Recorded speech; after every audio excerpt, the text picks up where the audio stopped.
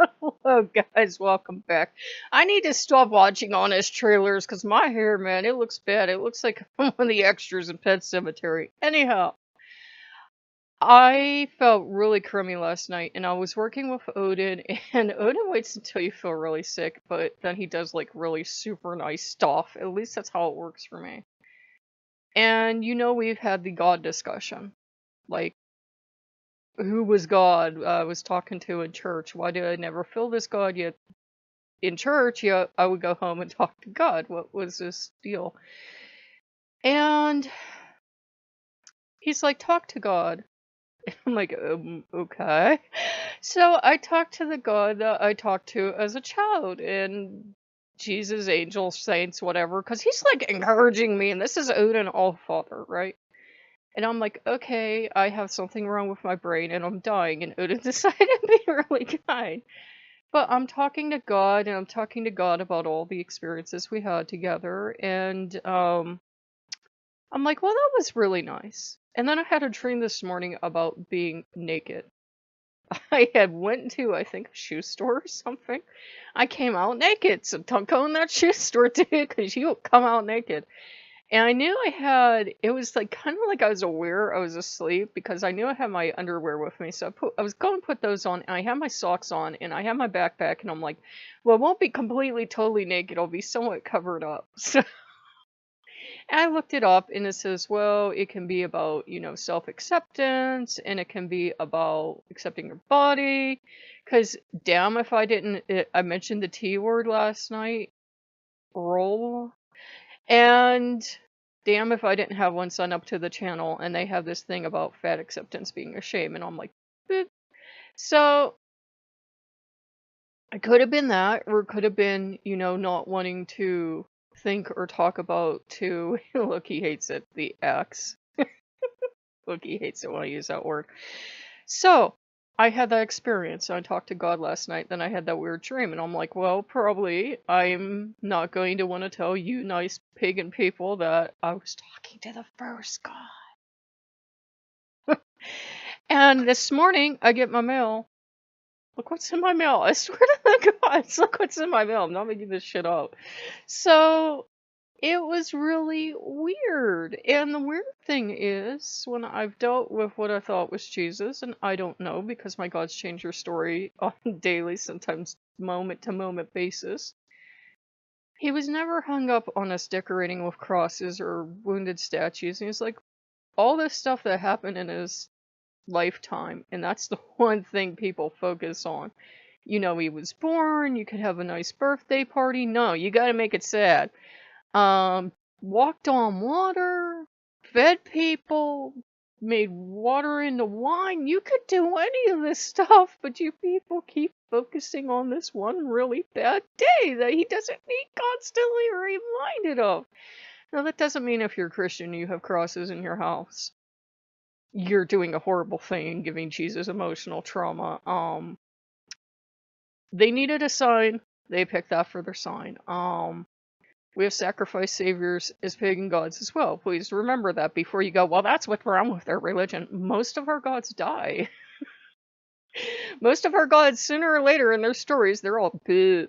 So, it's kind of a universal thing, gods sacrificing themselves or being sacrificed, like Osiris and Set, and, all this other stuff, the Horn God, the Battle of the Holly King and the Oak King. It's a universal thing. Even stories where it's not such an unfortunate ending, you have princes giving up all their worldly power to go live in absolute poverty, to meditate so that they can help the world and heal the world.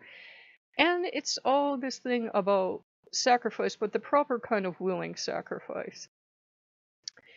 And this morning, last night I had, I don't know why Contessa Miller popped into my head, but I'd heard about Archangel Uriel and Gabriel and Michael.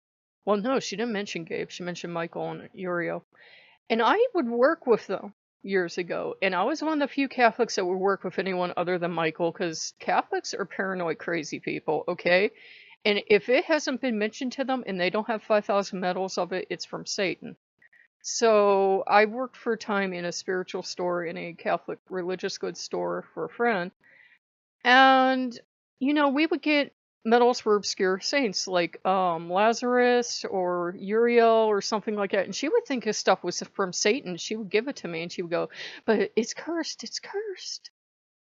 There was something a little wrong with her, and she never went for treatment. It was unfortunate, and she's one of those people that if you didn't know there was something a little off, um, you would think whatever about Catholics, but it was just there. She wasn't all there upstairs.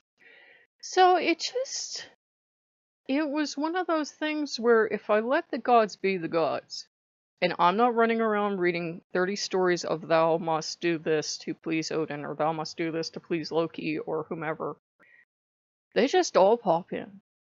I had Wolf and Coyote popping in. I had, like, First Nations. A lot of people say don't call them gods, but spirits, beings, cultural heroes popping in.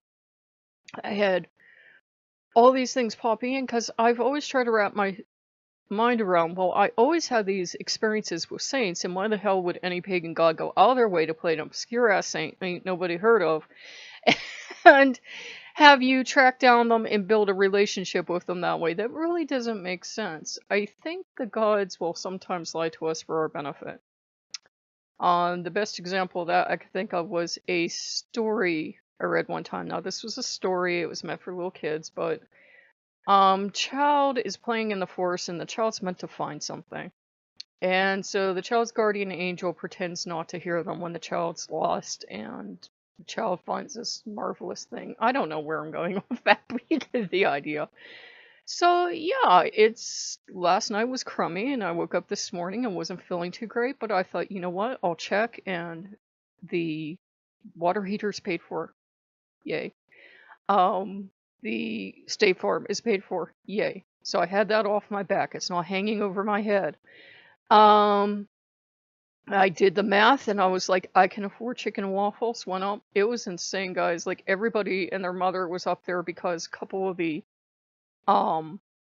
places in town are closed today. I don't know why. And there's this biker convention over at the local restaurant, so there's like 300 or 400 bikers there, and there's no place to eat. So I got my chicken, I got my 6-piece, I got 5 pieces of chicken. At least I got my chicken. People were getting orders and not getting their fries or a sandwich or something.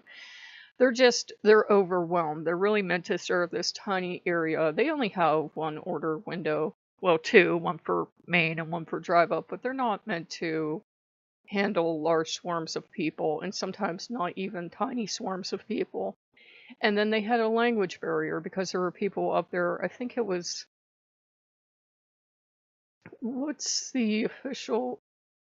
I know it wasn't Spanish, but it was like a language in that family group. And I was like, they kept trying to order, and they were ordering in English, but they had that accent, and the girls couldn't understand them because I love these girls, but you speak English, they can't understand you. What?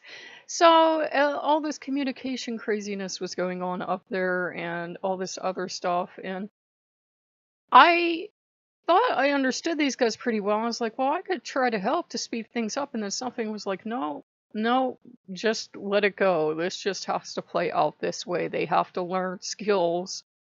Like, I learned skills when I worked out in the public of dealing with people that are hard to hear. So you get customers you can't understand.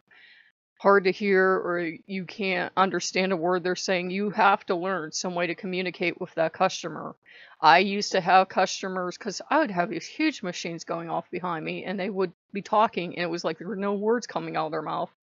And I would point, and then they would pick up fairly quickly, oh, point on what I want.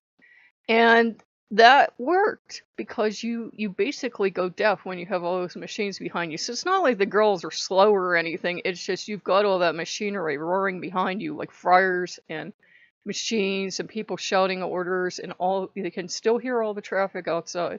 So that's why it's a communication problem. At least I got my chicken, and I did get my Coke, and I saved $1. Last time they charged me $1 more. This time I saved $1. I'm like, okay, good with me. So things are going pretty good, and it might be a thing where I might be really high for a while and then just settle back down, and that's fine. As long as I'm not dark and depressed, I'm okay. One of you had mentioned that it would be really soothing to see the faucets, to see the casual mode, so we might play that. Probably not today, but whenever. If I'm inspired, we'll play it today, I don't know. But that's really nice because you just sit there on the side of the sink and you look at the faucet and that's it. It appeals to my inner cat. My inner cat's like, oh, that's water dropping. Be really sad if somebody put a paw on it, wouldn't it? So it's nice to do. And the homes are really nice now. And Odin has really been pushing me. He's like, I don't care what you want. And I was talking to Apollo, and Apollo's like, well, you know, if the statues are now making you feel blah, making you feel down in your energy, don't worry about having statues for us. If you need us there, we'll be there. So it's a really open temple because Odin made sure Loki got plenty of attention as well. And there's like the water fountain, which I wish worked, but at least it's a water fountain.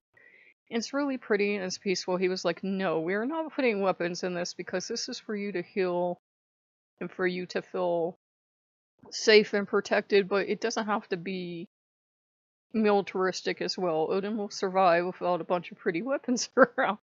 So I hope you guys are doing better as well, and I want to thank you guys for all the support. And I know a lot of you struggle with depression too, and for me, I'm a lot better than I used to be, guys. One tactic I used to use, and I will tell you from experience this doesn't work, is I would withdraw from people for weeks just to see if anyone would notice. Usually people figure you're off doing your own thing, or they're off doing their thing. It doesn't mean people don't love you if you withdraw for a couple weeks and nobody comes looking for you. That's not what it means. They're people, the way people live their lives now, they're used to seeing people maybe a couple times, and then they don't see them for a month or a couple years. If I would drive myself insane if every time one of you didn't comment, I went hyper and worried and went on a manhunt for you. I couldn't do that. So it's not that people don't love you. And some people, you know, do need a lot of time alone. So other people will give them time alone. And I've been working with Wolf Totem because Wolf is coming forward and going, hey, need to work on this wolf stuff. So working with Wolf Totem is really good because I watched a thing, it came up. It was definitely one of those God's perfect timing things of universe, if that makes you happier.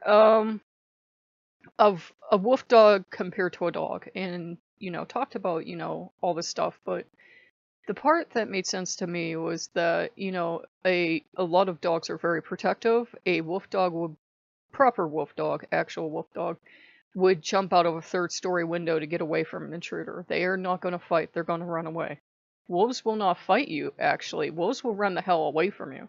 So if you would ever be in the woods and encounter a wolf, they're probably going to look at you really curiously, and then they're going to run away because they don't want to fight with you, man. They really don't. If you would encounter a wolf that would want to fight, there's something seriously wrong with that wolf. Maybe it's old, maybe it's sick, maybe you frightened it, maybe the den's nearby, but normally they're going to run the hell away from you because you're the scariest thing they've ever seen. They don't know what you are, but you're scary and they're running away. They're actually not the world's bravest animals. We have that idea of the big bad wolf, but the big bad wolf is a sick wolf or a hurt wolf or an old wolf or, you know, something's wrong with that wolf. Wolves are usually actually pretty sweet and gentle. Yeah, they can have territorial battles. Yes, they can turn vicious if the den is near and they think you're threatening their babies, but that's just a parent protecting their children. So I figured I'd talk with you guys and let you know I'm feeling a lot better. I get this idea of all this wolf energy near me, and Wolf's like, you gotta eat, gotta do the wolf stalks. And Fox is hanging out too. Fox has just been chilling around, and Loki's been here. Loki has, and he's been being silly. I notice now with me, he spends like 99.9% of his time in fox form. I think because I relate better to animals, and just, it amuses him, and it makes him happy because he's usually being silly, and he's almost, lately, and I know it's to cheer me up, doing this cartoonish babyish voice that I can't even imitate because it's so cute. And he keeps telling me this thing, I might as well share it with you because I'll forget.